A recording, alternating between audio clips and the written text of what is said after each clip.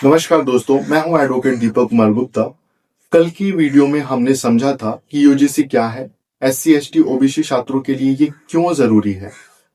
आज उसी क्रम में हम इस विषय पर चर्चा करेंगे कि यूनिवर्सिटी ग्रांट कमीशन ने जो नई अधिसूचना लेके आई है वो क्या है। यह अधिसूचना 13 जनवरी 2026 को जारी हुई और 14 जनवरी 2026 को गजट में प्रकाशित की गई। इसका नाम है UGC promotion of equity in higher education institution regulation 2026। सबसे पहले हम ये समझते हैं कि इस अधिसूचना को की हमें जरूरत क्यों पड़ी। पिछले कई सालों से कॉलेज, यूनिवर्सिटी, कैंपस में जाति आधारित भेदभाव की शिकायतें आ रही थी, खासकर एससी एसटी और ओबीसी छात्रों की। क्लासरूम, हॉस्टल और रिसर्च में अलग अलग तरह के भेदभाव का सामना करना पड़ रहा था। पुराने नियम 2012 के थे, लेकिन उन्हें सख्ती से लागू नहीं किया गया था। इसी कमी को दूर करने के लिए यूजीसी ने 2026 के नए नियम लाए। अब इस अधिसूचना का सबसे बड़ा उद्देश्य है उच्च शिक्षा में समानता यानी इक्विटी को बढ़ावा देना। इसी अधिसूचना के अनुसार किसी भी छात्र या कर्मचारी के साथ जाति, समुदाय, धर्म, लिंग या सामाजिक पृष्ठभूमि के आधार पर भेदभाव नहीं किया जाना चाहिए। अब हर कॉलेज में, यूनिवर्सिटी में इक्विटी कमीशन बनाना अनिवार्य कर दिया गया है। इस कमेटी में एससी एसटी और ओबीसी वर्ग का प्रतिनिधित्व होना जरूरी है। अगर किसी छात्र के साथ भेदभाव होता है तो वह सीधे इस कमेटी में शिकायत कर सकता है।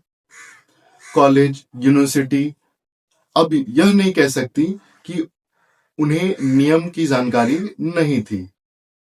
इसी अधिसूचना में साफ लिखा है कि हर संस्था को छात्रों को उनके अधिकारों की जानकारी देनी होगी। हर संस्था को नियमित रूप से यूजीसी को रिपोर्ट देनी होगी कि भेदभाव से जुड़ी शिकायतों पर उन्होंने क्या कार्रवाई की है। अगर कोई संस्था इन नियमों का पालन नहीं कर सकता है तो यूजीसी उसके खिलाफ सख्त कदम उठा सकता है। इसमें फंड रोकना, मान्यता पर असर डालना और अन्य प्रशासनिक कार्यवाही भी शामिल है।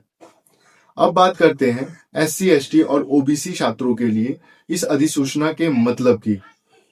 इसका सबसे बड़ा फायदा यह है कि अब भेदभाव सिर्फ नैतिक मुद्दा नहीं रहा, अब यह नियमों का उल्लंघन भी माना जाएगा। छात्र को डरने या चुप रहने की जरूरत नहीं है। उसके पास कानूनी और संस्थागत सहारे भी अब मौजूद हैं। यह अधिसूचना संविधान के इक्वलिटी और सोशल जस्टिस के सिद्धांत को सीधे लागू करता है। हालांकि इस अधिसूचना को लेकर विवाद भी हुआ है। कुछ लोगों का कहना है कि इन नियमों का दुरुपयोग हो सकता है, जो कि जाहिर सी बात है। कुछ संस्थाओं को लगता है कि यह उनके प्रशासनिक अधिकारों में हस्तक्षेप है, लेकिन सरकार और यूजीसी का कहना है कि भेदभाव रोकने के लिए सख्त नियम जरूरी थे। अब अंत में अगर पूरे नियम को एक लाइन में समझें तो यह अधिसूचना कहती है कि उच्च शिक्षा में कोई भी छात्र अपनी जाति या सामाजिक पृष्ठभूमि की वजह से कमजोर महसूस नहीं करेगा। यह नियम एससी एसटी ओबीसी छात्रों के लिए एक सुरक्षा का कवच है और सभी संस्थानों के लिए एक स्पष्ट चेतावनी है। अगर आपको यह जानकारी उपयोगी लगी हो तो वीडियो को लाइक कीजिए, शेयर कीजिए और चैनल पर सब्सक्राइब कीजिए। धन्यवाद। इसी के साथ वाणी पर विराम। जय श्री राम, जय संविधान और जय शिक्षा। इसी क्रम में हम अगली वीडियो इस पे एक डिबेट की लाने वाले हैं, जिसमें हम कोशिश कर रहे हैं कि दिल्ली यूनिवर्सिटी के कुछ रिसर्च स्कॉलर्स को इनवाइट करें और हम इसे अच्छे से समझें कि सच में इस अधिसूचना का क्या इम्पैक्ट पड़ेगा हमारे सोसाइटी पे, है ना। जो भी समाज हमारा दो धड़ों में बट गया है, एक सवर्ण समाज के धड़ों में और दूसरा एससी एसटी और ओबीसी समाज के, तो हम मिलते हैं अगले वीडियो में। तब तक के लिए जय हिंद, जय भारत।